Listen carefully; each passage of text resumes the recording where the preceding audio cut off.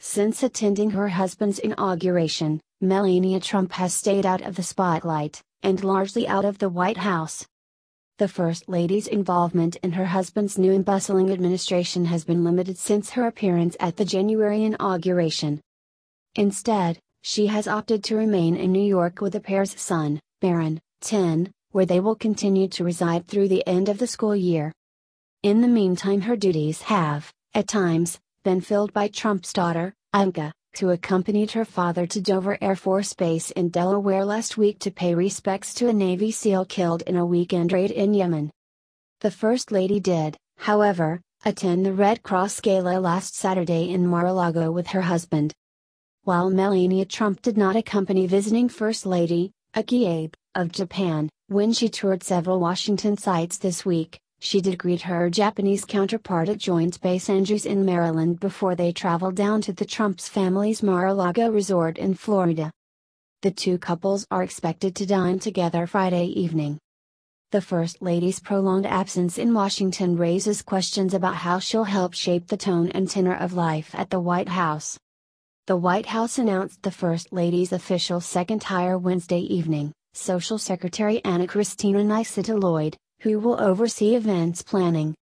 In a statement about the appointment, the First Lady said she was looking forward to sharing my ideas and traditions of entertaining and social hospitality to America's house, my new home as well. 1 week earlier, the First Lady tapped Lindsay Reynolds as her chief of staff, a hire also announced via an emailed White House press release. The filling of the key role comes at a time when the largely unmanned First Lady's office has thousands of tour requests piling up, according to the New York Times. The White House did not immediately respond to NBC News questions about the timing of hiring for such positions as schedulers and press secretary staff.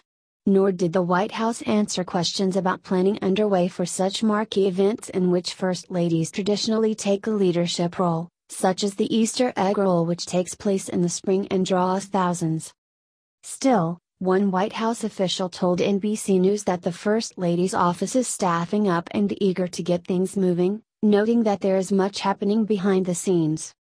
But Mrs. Trump's thinly staffed office should come as little surprise, Anita McBride, former chief of staff to First Lady Laura Bush and executive in residence at American University, told NBC News.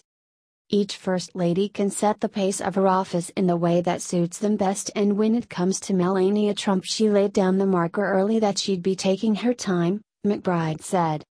McBride surmises that even if they were fully staffed as of today, it's not clear that things would be all that different.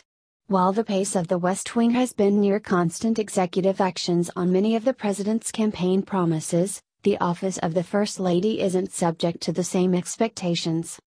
The president is doing so much, but he's elected to do that, said McBride, American University's executive in residence at the School of Public Affairs.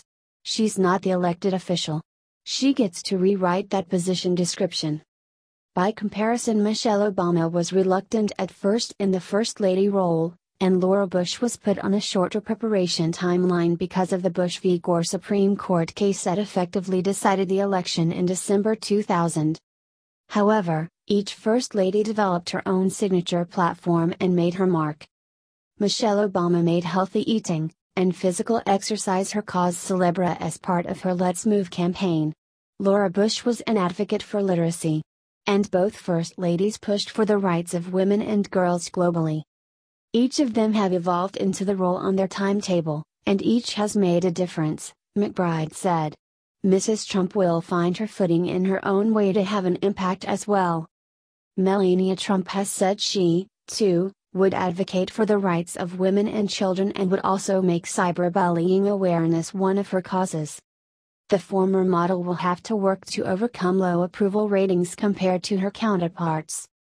Just before their respective husbands' inaugurations, Michelle Obama enjoyed an approval rating of 68%, Laura Bush 56% and Hillary Clinton 59%, according to Gallup. Melania Trump's rating was at 37%. And though Mrs. Trump has been out of Washington, she has been in the headlines. The First Lady just settled a court battle with a British tabloid reporter for the Daily Mail over allegations made by the outlet about her time as a model. In a statement provided to NBC News by Mrs. Trump's lawyer and confirmed by his lawyer, Webster Griffin Tarpley apologized for the false and defamatory statement about Mrs. Trump and fully retracted them. And in late January she appeared on the cover of Vanity Fair Mexico clad in white and dishing up a forkful of jewels.